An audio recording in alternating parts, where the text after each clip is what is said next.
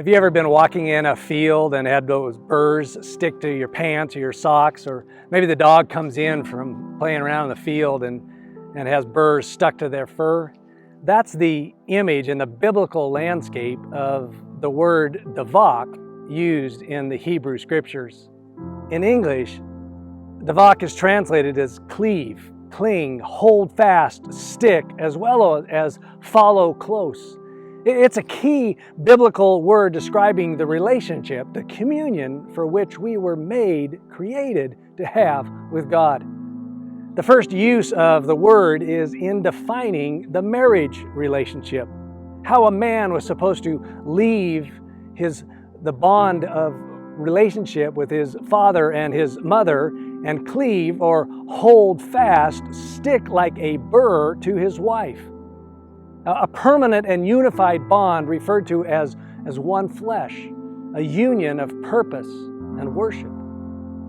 Marriage in its biblical purpose and relationship has always been one of the defining images of the relationship that we were made to have with God.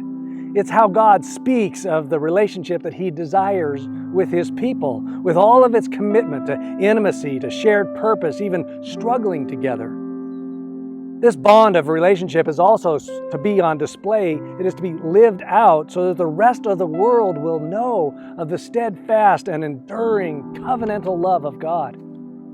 God speaks of this relationship, offering a message to the world in the covenant that He made with Israel by using davaq in another strong image. Words from God said through the prophet Jeremiah, "For as the loincloth clings to the waist of a man, so I made the whole house of Israel and the whole house of Judah cling to me, declares the Lord, that they might be for me a people, a name, a praise, and a glory." It's not hard to understand that a loincloth is one article of clothing you want clinging pretty securely to your body. Unfortunately, though, God's people do not hold fast to the Lord. Time and time again, they don't cleave, they leave. And the chief reason? Well, the last words of that verse are, "But they would not listen." They would not shema, meaning they would not hear with obedience. They would not stick in faithful relationship to the Lord's words and the Lord's ways. You know, when it comes to leaving God and pursuing other loves, other words and ways, davaq is used in Scripture to refer to things that begin to cling to us. Other ways and loves and idols begin to hold fast to our lives as we turn and begin to cling to sin. But just how do we hold on to this God who is more than we can understand or even imagine, whose ways and thoughts are more than we're capable of knowing, who is a consuming fire? When Israel is in the desert for 40 years, what began as a consequence of sin becomes a time of learning how to be God's people, how to cleave unto God, stick faithfully in the relationship, how to be wed to God. Moses teaches them, "You shall walk after the Lord your God and fear Him and keep His commandments and obey, shema His voice. And you shall serve or worship Him and hold fast, cleave unto, stick like a burr to Him." Davaq. Walk after God. Fear or revere Him, keep, observe, guard His commandments to love Him and to love neighbor, hear His word with faithful obedience, serve or worship Him alone, hold fast to Him with deep and enduring commitment. Maybe these words from Deuteronomy 13 can help us with 5 specific questions. Using these words, walk, fear, keep, hear, and serve, to understand how it is that we can hold fast to God. Walk.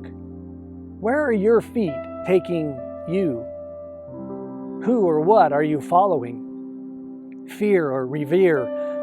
What are your eyes looking at and your heart holding in awe? Keep, observe, guard.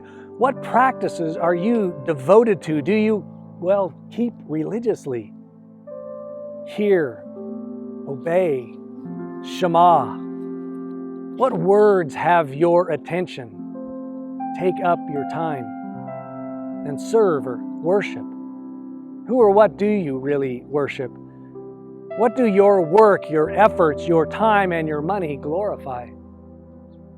The good news of the Bible is that the God who has chosen to hold fast to us no matter what and at all costs, He is the God who makes and keeps covenants, forgives and redeems the bonds of relationship that we break. And Jesus is the ultimate revelation of how God has clung to humanity, to us, and done so with steadfast, enduring, faithful love. Jesus is the friend who sticks closer than a brother. Towards the end of His time with His own disciples on this earth, Jesus taught them to abide in relationship with Him, using the same level of intimacy and intention that the word davaq has. Abiding in Him, with His words abiding in us, so as to draw our life from Him like a branch to the vine who is Jesus. Abiding so as to keep His commandments and bear fruit, loving one another as He has loved us. In this deeply connected relationship, Jesus tells His disciples, this is where unity and abundant joy live, like the oneness of purpose and worship intended in marriage.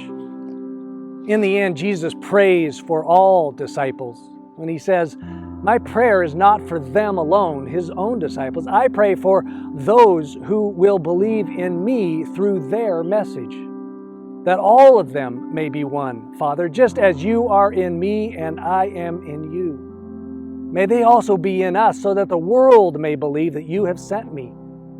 I have given them the glory that You gave Me, that they may be one as We are one, I in them and You in Me.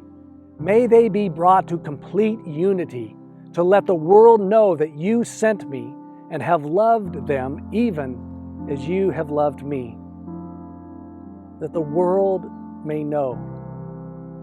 Let us be a people who cleave to the Lord. Let us be a people who, in leaving all other loves, all other words, all other paths, hold fast to the Lord.